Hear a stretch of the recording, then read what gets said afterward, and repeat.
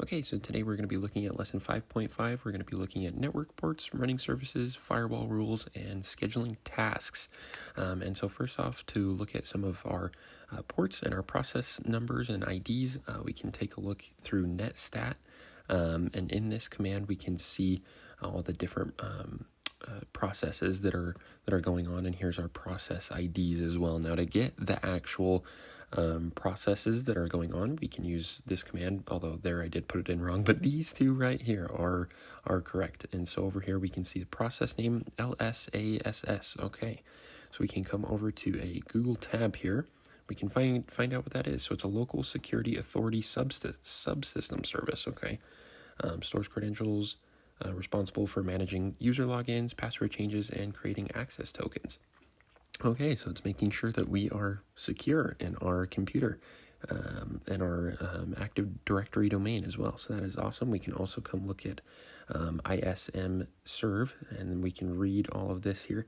So it's responsible for exchanging messages and routing information between domain controllers in separate locations, often using SMTP over IP. So that's good to know as well.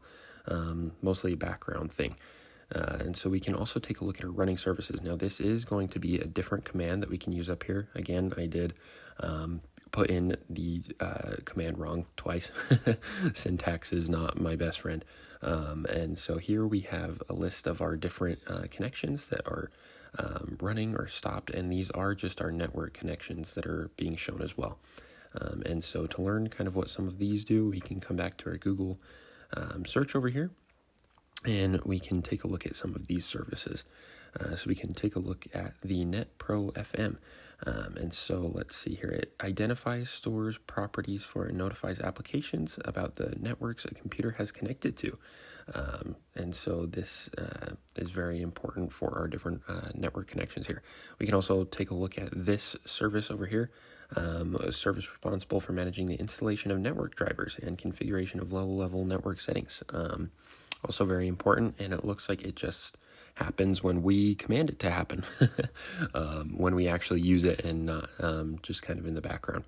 The other thing that we can take a look at, now I did do this beforehand, but I can still show the firewall rule here. And so we can go into our Windows Defender Firewall, and in Windows Defender Firewall, we can see inbound rules.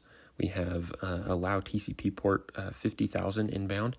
And so this allows different connections to come through that port.